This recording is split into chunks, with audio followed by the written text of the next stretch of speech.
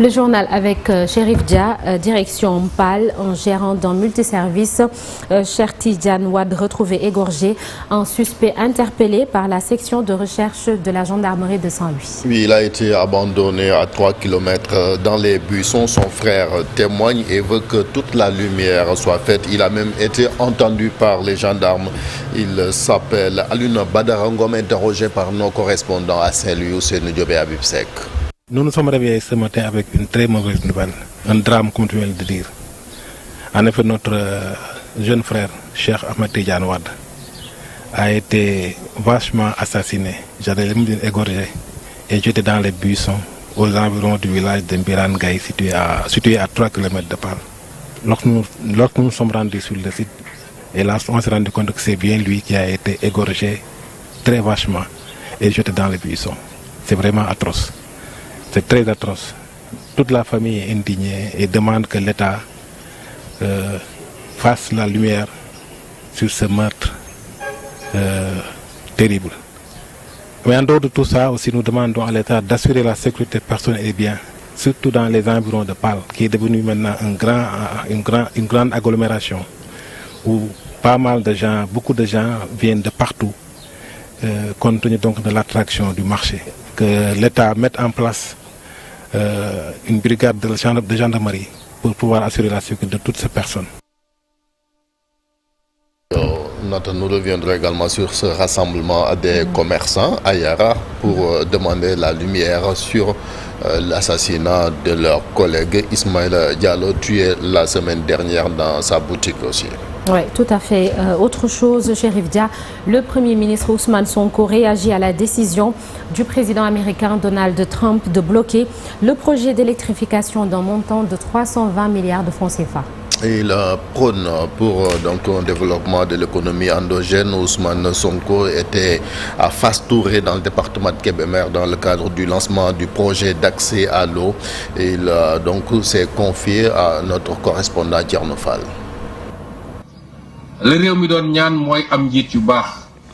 Ce que nous avons toujours voulu, c'est d'avoir des bons dirigeants.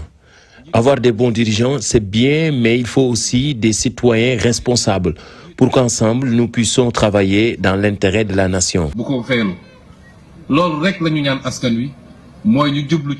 ne développons jamais avec les aides extérieures. Vous l'avez vu, le nouveau président américain a bloqué pour 90 jours les programmes d'aide au développement pour les pays pauvres. Ici au Sénégal, certains programmes concernent ces fonds bloqués, notamment le programme courant sur lequel nous recevions pas moins de 500 millions de dollars, soit 316 milliards de francs CFA. Ceci montre que nous devons nous développer par nous-mêmes.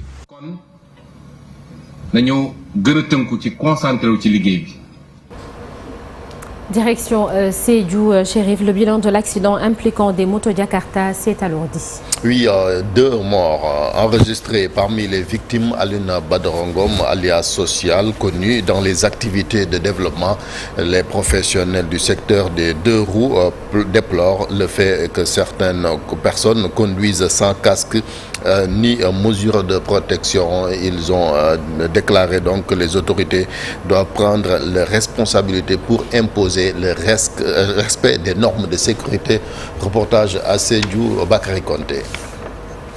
Bagadaji, l'un des plus gros villages du Sonkodou, traverse de véritables calvaires. Accéder dans ce village relève d'un véritable parcours du combattant. L'accès au village est très difficile. C'est une piste qui est difficilement carrossable. En période hivernage, c'est extrêmement difficile.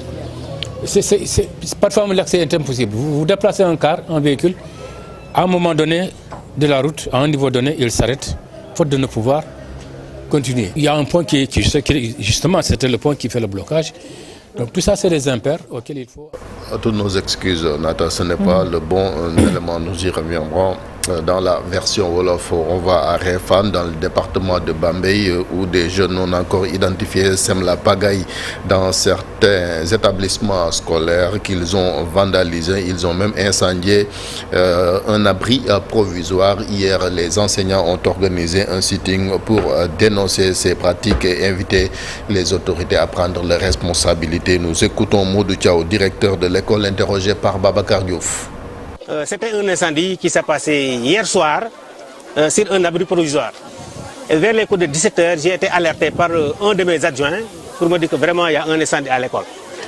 Maintenant, comme hier c'était un jour non ouvrable, il y avait aussi beaucoup de vent. Le feu a déjà commencé et malgré ça, il n'y avait pas d'eau pour éteindre le feu. Et vraiment, tout a été calciné quoi. Tout a été calciné. Nous avons 4 abris provisoires. C'est une école qui compte 12 classes, dont 8 classes en dur et 8 abris provisoires. Non, 4 abris provisoires autant pour moi. Et ce n'est pas la seule école. C'est pas la seule école. Dans d'autres écoles de la zone, nous avons beaucoup d'abris provisoires. Et nous lançons un appel aux nouvelles autorités là, vraiment, d'éradiquer complètement donc, ces abris provisoires là. Parce que vraiment, c'est un blocage. Nous avons un grand effectif. Et maintenant, vraiment, pour reloger les élèves, ça devient une difficulté. Il y a des élèves qui sont à 3 à 4 par table. Donc ça, c'est un problème. Culture, à présent, le conte musical Birima de Youssou N'Dour, diffusé ce soir en avant-première au cinéma Pathé Chérif. Oui, Birima qui rend hommage au roi Birima Ngoné, personnage mythique de l'histoire et de la culture sénégalaise qui régna de 1855 à 1859 au Cayor, royaume précolonial situé à l'ouest de l'actuel Sénégal. L'action se déroule lors d'un guéo.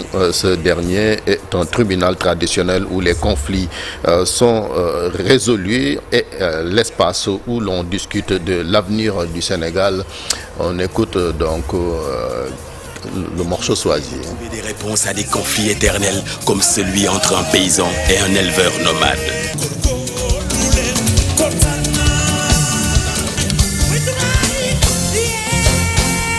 Au Sénégal, l'oralité a toujours occupé une place prépondérante dans la transmission de l'histoire, à travers les chants et les récits.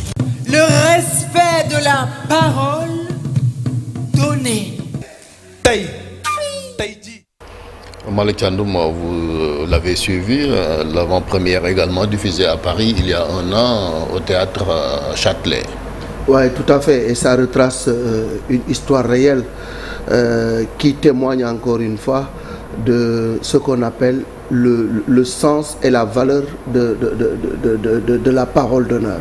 Donc le cadeau, c'est extrêmement important parce que jadis les problèmes se réglaient dans le guéo et Birima Ngoné Latyr Fall avait tenu à respecter sa parole.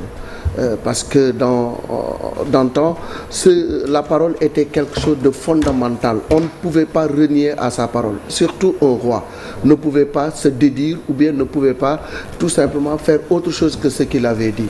Donc dans ce contexte extrêmement difficile où le Cayor était divisé, où il y avait un conflit latent entre un berger et un agriculteur, Birima avait promis quelque chose. Mais ce jour-là, il fallait trancher et il a démontrer la valeur de la parole, parce que pour rien au monde il ne devait en fait faillir à sa parole.